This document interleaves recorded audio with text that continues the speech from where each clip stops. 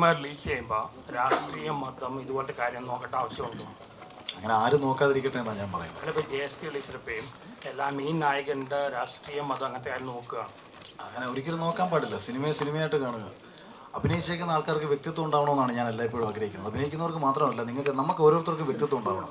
സമൂഹത്തിൽ നടക്കുന്ന തെറ്റുകൾ നമ്മൾ ചൂണ്ടിക്കാണിച്ചില്ലെങ്കിൽ ആരാണ് ചൂണ്ടിക്കാണിക്കുക?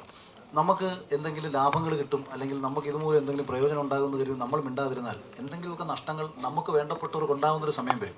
അപ്പോൾ നമ്മൾ വിചാരിക്കും, അയ്യോ ഞാനത് പറഞ്ഞില്ലല്ലോ. ഞാൻ വളരെ ലളിതമായ ഒരു ഉദാഹരണം പറയും. ഇപ്പോൾ നമ്മൾ നടന്നു പോകുന്ന വഴിയിൽ ഒരു ഓടയുടെ സ്ലാബുകളൊക്കെ കിടക്കുകയാണ്. അപ്പോൾ നമുക്ക് അവിടെ നമ്മൾ PWDക്കാരെ 4 ചീത്തയും വിളിച്ച്, PW എഞ്ചിനീയറെ ഫോണിൽ വിളിച്ച് 4 തെറിയും വിളിച്ചിട്ട് നമ്മൾ വീട്ടിൽ വരും.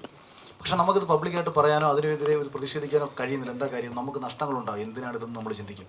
നമ്മൾ വീട്ടിലെത്തി കഴിയുമ്പോഴാണ് അറിയുന്നത് നമ്മുടെ അച്ഛൻ രാത്രിയിൽ വരുന്ന വഴിക്ക് ഇതേ ഓടയിൽ വീണ് മരണപ്പെടുകയോ അപകടം ഉണ്ടാവുകയോ ചെയ്യുന്നു. അല്ലെങ്കിൽ നമ്മുടെ സഹോദരൻ ഇതേ ഓടയിൽ വീണ് നമ്മൾ കണ്ട അതേ സ്ലാബിൽ തട്ടി വീണ് മരണപ്പെട്ടു എന്ന് നമ്മൾ അറിഞ്ഞാൽ ഒരു നിമിഷം നമ്മൾ വിചാരിക്കും, ആ നിശബ്ദതയാണല്ലോ എനിക്ക് ജീവിതത്തിൽ ഉണ്ടായ ഏറ്റവും വലിയ നഷ്ടമെന്ന്. അതുകൊണ്ട് നിശബ്ദതയാണ് ഏറ്റവും വലിയ നഷ്ടമെന്ന് നിങ്ങൾ ഓരോരുത്തരും തിരിച്ചറിയുക.